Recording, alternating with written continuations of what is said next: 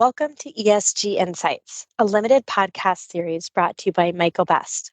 We'll be exploring the intersection of environmental, social, and governance issues and the legal landscape. I'm your host, Beth Prendergast, a partner at Michael Best.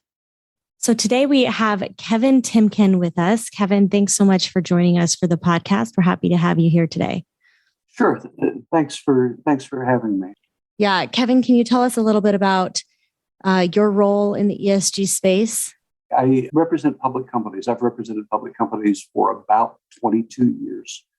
And public companies have been some of the companies that are on the front lines of ESG issues because the SEC and investors have been raising ESG issues at least longer than that. So for my whole career, I've been helping public companies respond particularly to governance issues. Thank you. And can you talk about, just jumping right in, what is a corporate framework?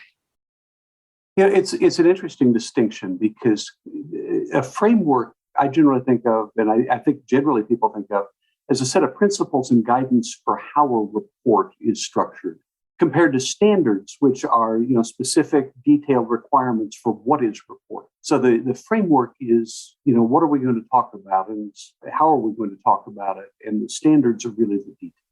And what are you seeing right now with ESG? Can you describe the general landscape of ESG disclosure? It's still all over the map in a lot of ways. We're starting to see things coalesce into some standards. The SEC is proposing specific disclosure standards for public companies, and we'll see what happens with those proposed rules. I think they're a ways away from getting finalized, and I suspect we'll go through court before we get there. But there are also organizations that are starting to standardize how disclosure works. In the U.S., it's been the Sustainability Accounting Standard Board, which recently joined with IFRS. And so now it will be part of the International Sustainability Standards Board. And they're really focused on more specific disclosure requirements or standards. And I suspect that we'll see that evolve over the years into sort of a standard finally that people can look at and say, okay, here's what we need to talk about, and here's what we don't. Got it. And in that framework, are there mandatory disclosures, or is this all voluntary? And if so, what are some examples of what you're seeing?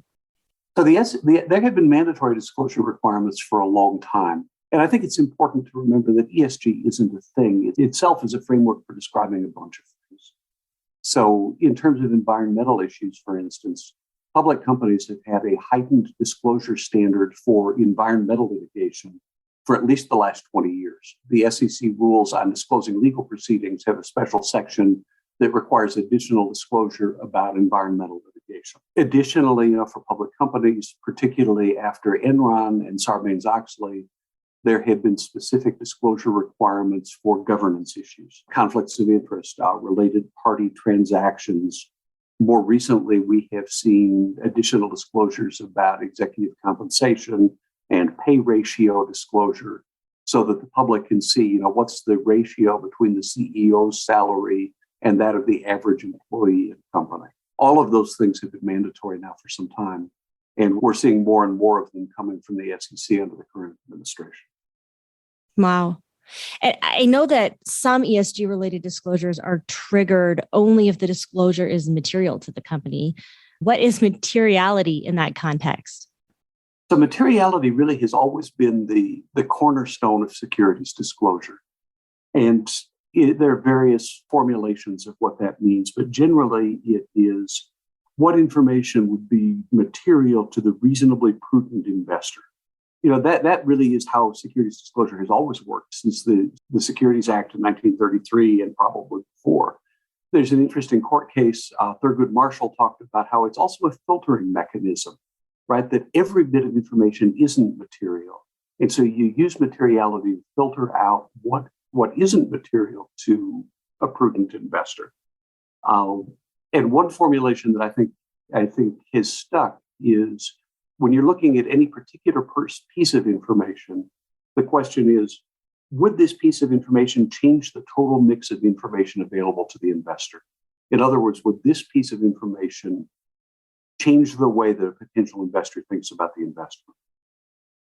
And so I think companies that are providing disclosure are already required to provide all sorts of ESG disclosure if it reaches the standard of materiality.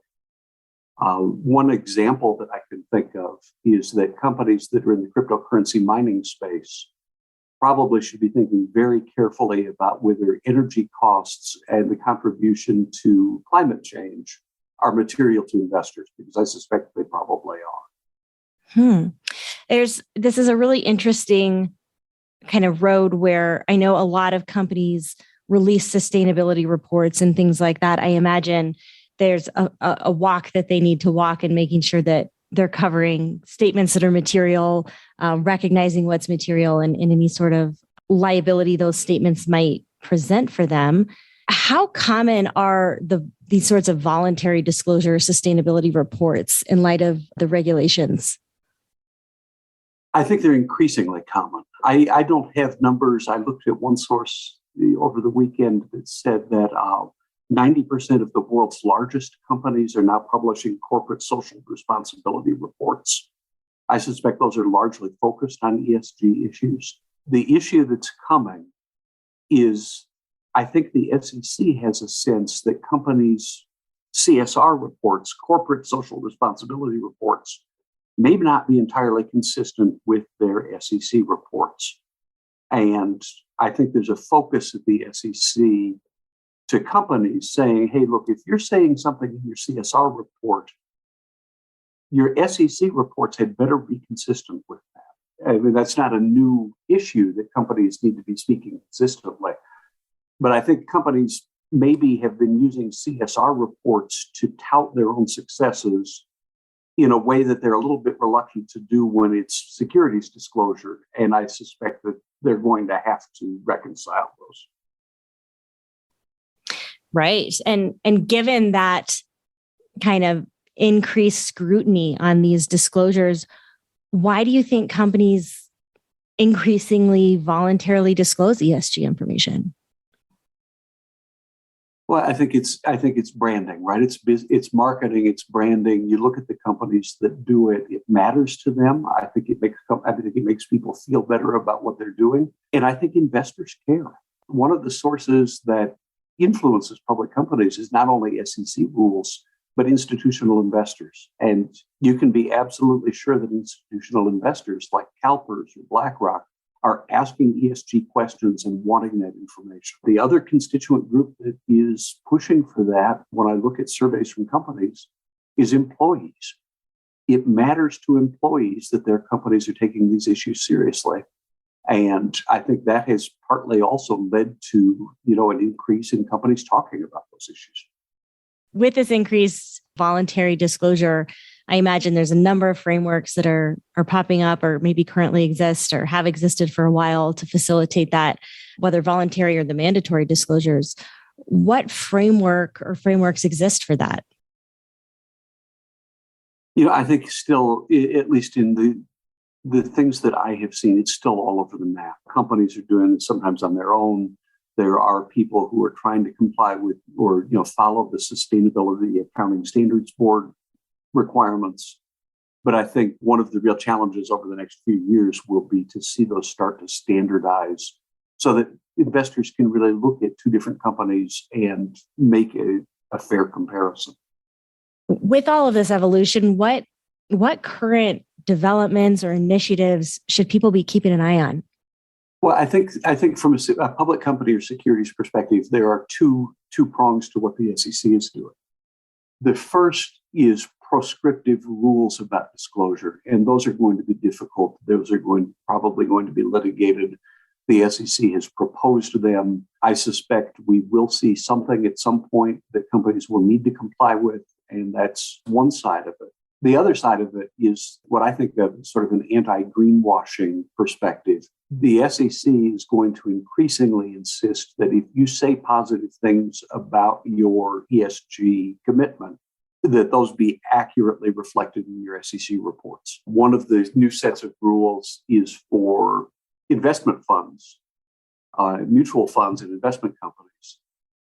There are a lot of companies that have an ESG focus or an ESG name, and the SEC is now starting to push those folks to say, What does that really mean? What are you actually doing? Are you, in fact, committed to the things that you're marketing, or is this just greenwashing?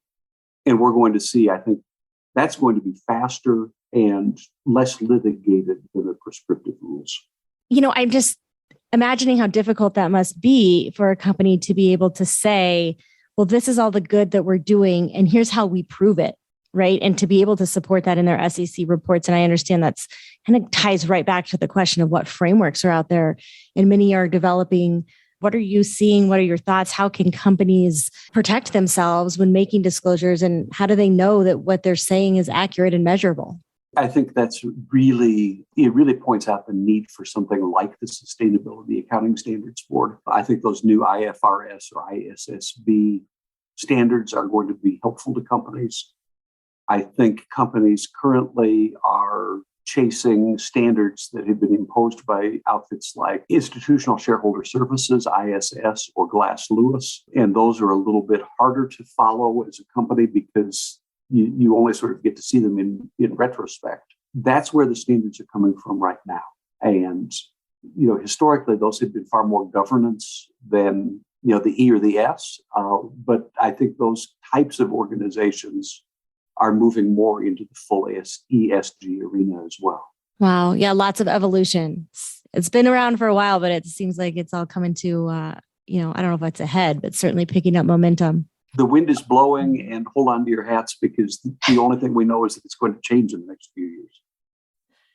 Great. Well stated, Kevin. Thanks so much for joining today and for sharing your thoughts on ESG in the public company space and some of these regulations that are coming down and developments. I really appreciate you sharing your wisdom with us. Thanks for having me. That's it for today's episode. Thanks for listening. To hear more episodes and catch up on the latest legal hot topics, please subscribe and check out our insights page at michaelbest.com. We'll be back soon with more insights on ESG and the legal landscape.